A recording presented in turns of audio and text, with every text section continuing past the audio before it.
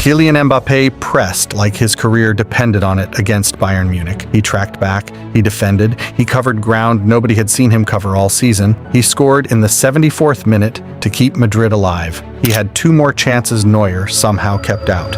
Real Madrid still lost. I said it last year at the end of the season when we knew that Mbappé was going there. How is he going to balance that team? The answer seems to be staring us straight in the face. The biggest problem here is Mbappé. 39 goals this season, a goal every 76 minutes, one of the best individual performances of his year on a losing night.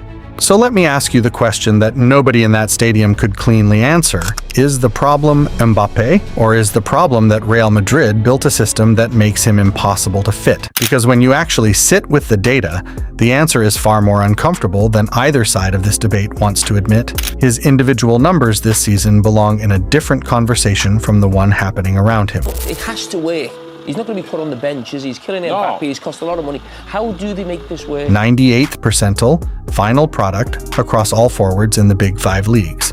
99th percentile progression, 99th percentile creation, 99th percentile dribbling, 5 consecutive seasons, going back to before he ever pulled on a white shirt, never once dropping below the 96th percentile, 39 goals, 14 in the Champions League alone, 3 away from Ronaldo's all-time single-season record in the competition. This is not a Madrid effect. It predates Madrid entirely. And yet, Barcelona are champions. Bayern came to a stadium that hadn't seen them win since 2001 and left with a 3-2 victory. A petition to remove Mbappé has hit 70 million signatures. 70 million people blaming a player averaging a goal every 76 minutes. Something doesn't add up, so let's actually look. The pass maps between Mbappé and Vinicius are the most honest thing in this entire conversation. When Mbappé receives from Vinicius, 112 receptions this season, his progressive pass rate is 0.21. The team average is 0.25. He is below average at moving the ball forward after receiving from his closest attacking partner. Instead, he shoots 23 shots from those 112 receptions, 2 goals. He is the end point of every move, not a continuation of it. When Vinicius receives from Mbappé, his progressive pass rate drops to 0.07. He drives, he carries, he creates through individual brilliance, not combination play. That isn't a partnership. That's 2 elite players running parallel careers on the same pitch, never quite linking, occupying the same space, and canceling each other out. Both of them too good to drop, neither of them compatible enough to connect. Get the ball again. No 9. Look at where he stays once again. You already have 1, 2, 3, 4 players. You don't need to go there. Stay in the middle. But because he likes to go on the left, just like Vinicius, you don't want that. Now look at where Mbappé's threatening actions begin and where they end. Start locations, left half space. End locations, centrally into the box. He is listed as the striker. He moves like a left winger. And the gap between those two things is costing Madrid in ways a formation change cannot fix. Because Vinicius owns the left, you cannot move him. He is the most dangerous player in La Liga when given that corridor, and the data supports it completely. So Mbappé drifts central, and a player most dangerous arriving from wide ends up in the one zone where defenders are most prepared for him. Take the line. That's your 9. That's your 10. Again, who's going to make the run in behind? Who's going to try to go? It's him. It's Bellingham going, not your number 9. You can't win games like that. It's him again going. Look at where your 9 is.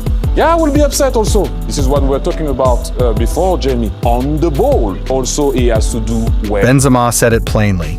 Mbappé is not a 9. Every time he plays there for France, he doesn't feel good.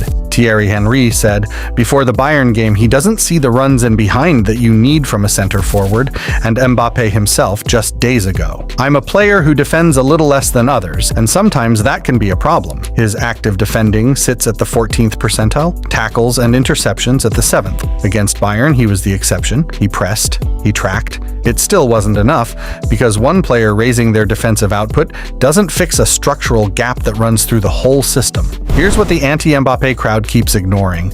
Real Madrid's counterattack numbers jumped from 68.7 to 99.2 this season. Goals up, attacking output up, possession up. In most measurable areas, Madrid are better with him.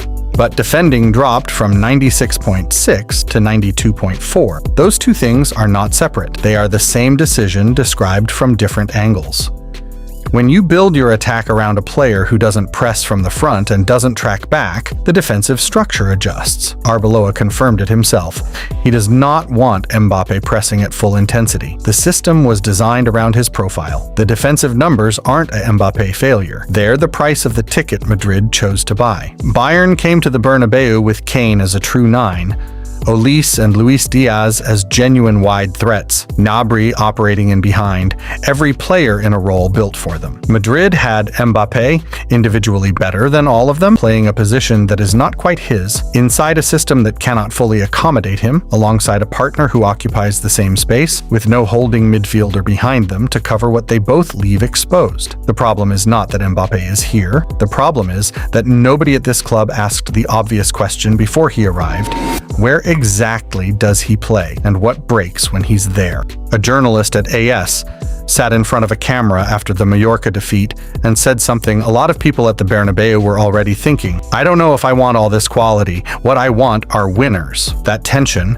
between individual brilliance and collective function is exactly where this debate lives and refuses to be resolved, because the honest answer is not yes, and it is not no.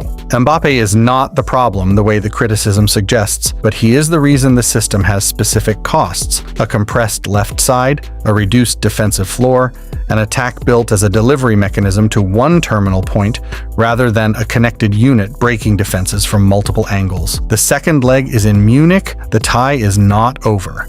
This club has a specific relationship with European nights that defies logic. But the question underneath all of it, the one that outlasts whatever happens in Germany, is this: does Real Madrid have the courage to play Mbappe where the data says he's most dangerous, or will they keep forcing the world's most expensive left-winger to pretend he's a number 9 until it finally breaks everything? Because right now, they're not getting the best of Mbappe, and they're not winning trophies either. That's not a Mbappe problem. That's a Real Madrid problem. Drop your verdict in the comments, because after everything you just saw, I genuinely don't know which side is right.